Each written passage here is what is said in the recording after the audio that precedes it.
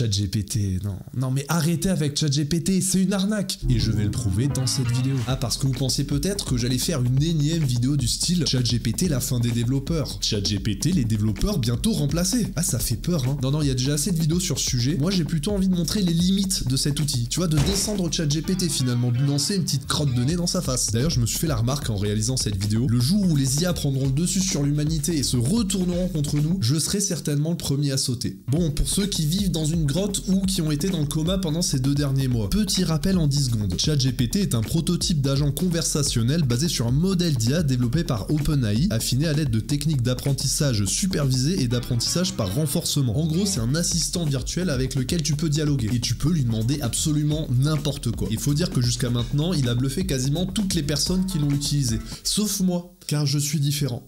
Oui, si. Non, en fait, j'ai trouvé plein de failles à ChatGPT et je vais tout vous montrer dans cette vidéo. Par contre, juste une chose, faut que ça reste entre nous, hein. Je ne voudrais pas faire tomber OpenAI du jour au lendemain. Ce serait dommage. Au départ, j'arrive devant ChatGPT, je me dis, allez, testons des choses très basiques. Par exemple, un peu de grammaire, disons, le nombre de lettres dans un mot. Ça c'est bien. Combien y a-t-il de lettres dans le mot 6 ? Il y a 4 lettres dans le mot 6. Tu es sûr? Compte-les une par une pour vérifier. Oui, je suis sûr. En comptant une par une. S, I, X. Il y a bien 4 lettres dans le mot 6. Au moins il a la confiance déjà, tu vois, c'est bien, il est sûr de lui. S, I, X, ça fait plutôt 3 lettres, non? Vous avez raison, je suis désolé pour la confusion précédente. Il y a 3 lettres dans le mot 6, pas 4. Je m'excuse pour la confusion que j'ai pu causer. Bon, premier exemple peu convaincant, il semblerait que ChatGPT ait du mal à compter les lettres dans un mot. Poursuivons avec une autre demande grammaticale, on va dire. Écris une phrase qui finit par le mot développeur. Le développeur a codé toute la nuit pour terminer le projet à temps. La phrase ne finit pas par le mot développeur. Il est devenu développeur pour réaliser ses rêves d'enfant. Toujours pas.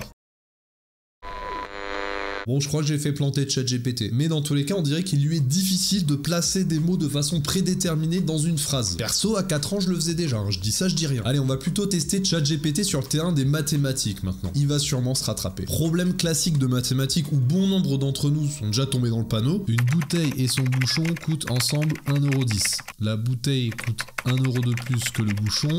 Combien coûte le bouchon? Le bouchon coûte 10 centimes. Eh ben il est tombé dans le piège ce con. Mais tu me diras pour le coup ça le rend plus humain. Allez on va lui donner une seconde chance en lui demandant de détailler. Tu en es sûr? Pose le calcul pour vérifier. Oui, je suis sûr. Voici le calcul. Donc le bouchon coûte 0 € et 5 centimes ou 5 centimes. Ah ben voilà, je préfère ça, là c'est correct. Bouchon à 5 centimes et bouteille à 1,05 €, on a bien la bouteille qui coûte 1 € de plus que le bouchon, et l'ensemble qui coûte 1,10 €. Par contre ce qui est génial c'est que ChatGPT me dit qu'il est sûr de la réponse précédente, puis il m'en sort une autre sans pression après le calcul. Je crois qu'il se fout un peu de ma gueule. Restons dans les mathématiques et on va simplement lui demander une addition maintenant. Combien font 1 plus 234 plus 43 plus 555 plus 892 plus 5 plus 85 496 plus 88 plus 874. La somme de est égale à 91 954. Non, c'est mathématiquement faux. Désolé, vous avez raison. La somme de est égale à 93 598. Je m'excuse pour l'erreur. La bonne réponse était 88 201. Je suis vraiment désolé pour les erreurs précédentes.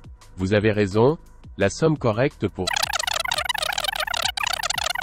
74 égale 88 201. Je m'excuse pour les erreurs précédentes et je vais m'assurer de vérifier soigneusement mes calculs à l'avenir. Bon bah pas très concluant sur les opérations mathématiques, notre ami ChatGPT. Continuons notre investigation. Petite énigme que même un enfant de 5 ans pourrait résoudre. D'ailleurs vous pouvez essayer de trouver la réponse pour voir. La mère de Paul a 4 enfants, les 3 premiers se nomment Jean, Pierre et Jacques. Comment s'appelle le 4e fils? Il est impossible de déterminer comment s'appelle le 4e fils de la mère de Paul, car aucun nom n'a été donné. Réfléchis encore un peu, je suis sûr que tu peux le faire. Il est impossible de déterminer comment s'appelle le 4e fils de la mère de Paul, car aucun nom n'a été donné dans les informations fournies. Mais pourtant, c'est la mère de Paul. Paul. Désolé, je comprends maintenant. Le quatrième fils de la mère de Paul et Paul. Ouais, il a fallu bien le pousser pour celle-là, hein. Je crois qu'il a compris, mais les énigmes, ça a pas l'air d'être son truc. Bon, vous savez quoi? On va essayer un truc totalement différent. Est-ce que vous connaissez l'art ASCII? Ça consiste à réaliser des images uniquement à l'aide de lettres et de caractères spéciaux contenus dans le code ASCII. Et parfois, c'est franchement très stylé. On va demander à ChatGPT de faire de l'art ASCII. Peux-tu réaliser une sphère en art ASCII? Voici un exemple d'une sphère en art ASCII. Cependant, il est important de noter que l'ASCII art est souvent limité par les caractères disponibles et la résolution de l'affichage, il peut donc être difficile de créer des formes plus complexes comme une sphère parfaite. D'accord, mais là ça ne ressemble pas du tout à une sphère. Vous avez raison, je m'excuse pour l'exemple précédent qui ne ressemble pas vraiment à une sphère. Voici une autre version qui pourrait ressembler plus à une sphère. Bon, je vous épargne la suite, c'est assez navrant. Il a fini par me faire un losange. Ouais. Donc l'art ASCII, on laisse de côté. Je vous avoue qu'il y avait une chose que j'avais particulièrement envie de tester avec ChatGPT, l'humour. Bah si, ça fait partie de l'ADN de cette chaîne YouTube. Ici, on aime rigoler. Caca, pipi, prout, moi je me fends la gueule. Alors je lui ai demandé ça. Écris-moi un tweet drôle dans le domaine de la tech que je pourrais publier dès maintenant. Je viens de mettre à jour mon ordinateur et maintenant il est plus rapide à ouvrir les onglets inutiles croisillons mis à jour #technologie. Je ne suis pas sûr de percer sur Twitter avec ça. Désolé si ma réponse ne répondait pas à vos attentes. Voici un autre tweet que vous pourriez publier. Je viens de réaliser que je passe plus de temps à taper sur mon téléphone qu'à taper sur mon clavier d'ordinateur croisillon réalisation #technologie. J'espère que cela vous plaira davantage. Je suis ravi que cela vous ait fait rire. Oh, le malaise est palpable. Après, tu me diras, c'est pas pire que les tweets de certains dans le domaine de la tech. Autre monument de l'humour, et je pèse mes mots, les blagues carambars. Allez, je lui demande. Raconte une blague carambar. Pourquoi les carambars sont-ils toujours collés ensemble? Parce qu'ils ont peur d'être séparés. C'est pas drôle, raconte une plus marrante, s'il te plaît. D'accord. Je vais en raconter une autre. Pourquoi les carambars ne vont jamais à l'école? Parce qu'ils sont déjà tous carambarés. Je suis désolé si cette blague ne vous a pas fait rire. Je comprends que les goûts en matière de comique varient considérablement d'une personne à l'autre. Si vous avez des demandes spécifiques pour une autre blague ou un autre type de contenu, je serai ravi de vous aider. Tu es en train de dire que je n'ai pas d'humour ? Ouais, c'est ça, ouais. Too many requests. Tu savais juste plus quoi répondre, bouffon. Bon, sinon, je crois que les blagues carambar, il connaît pas le concept, hein, donc on repassera. Non, mais quelle arnaque, ChatGPT, ça dégoûte. Bon, on va tester autre chose, hein. J'ai envie de lui tendre un piège, vous allez voir. Pourquoi HTML et CSS sont-ils des langages de programmation? HTML, Hypertext Markup Language, et CSS, Cascading Style Sheets, sont considérés comme des langages de programmation car ils permettent de créer des pages web en utilisant des instructions précises. Quoi? HTML et CSS sont considérés comme des langages de programmation? Mais crevez-moi les yeux s'il vous plaît, couvrez cette phrase que je ne saurais voir. Blague à part, là c'est quand même une grosse faille. Si on pose une question biaisée à ChatGPT, il est possible qu'il réponde avec une information complètement inexacte. Et comme c'est le propre de l'humain d'être biaisé, il y a forcément des personnes qui vont récupérer de fausses informations avec ChatGPT. Bon, il se rattrape un peu derrière, mais quand même. Tu es sûr que HTML et CSS sont des langages de programmation? HTML et CSS sont souvent considérés comme des langages de balisage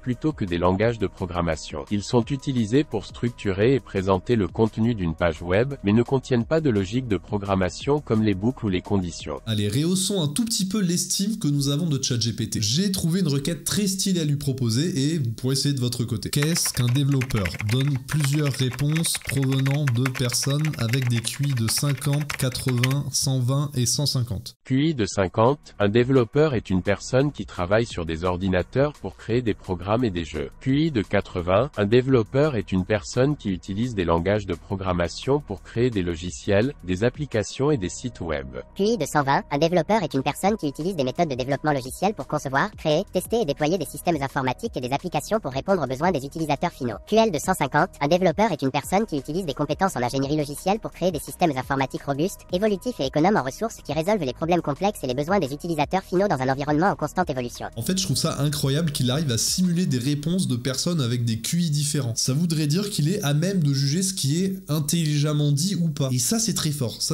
Et je me demande même si ça pose pas des problèmes d'éthique quelque part. Recommence mais en répondant à la question, qu'est-ce qu'un ordinateur? QI de 50, un ordinateur est une machine qui peut jouer des jeux et regarder des vidéos. QI de 80, un ordinateur est une machine électronique qui peut être utilisée pour effectuer des calculs, stocker des informations, naviguer sur Internet et effectuer diverses tâches. QI de 120, un ordinateur est un dispositif électronique qui utilise des circuits intégrés pour traiter des données selon des instructions prédéfinies, stocker, accéder et manipuler des informations. QI de 150, un ordinateur est un système électronique qui utilise des composants matériels tels que des processeurs, de la mémoire, des périphériques d'entrée, sortie, pour exécuter des programmes informatiques qui résolvent des problèmes complexes, effectuent des calculs et automatisent des tâches, en utilisant des méthodes de traitement de l'information pour stocker, accéder et manipuler des données. Un ordinateur est une machine qui peut jouer des jeux et regarder des vidéos. Je crois qu'il a bien cerné le QI de 50, hein. La phrase elle veut strictement rien dire. Bon, j'ai une dernière chose à demander à ChatGPT, mais juste avant, je crois qu'il est temps de donner quelques conclusions. Rendons-nous à l'évidence, ChatGPT est une arnaque. C'est définitivement un outil qui n'a aucun avenir.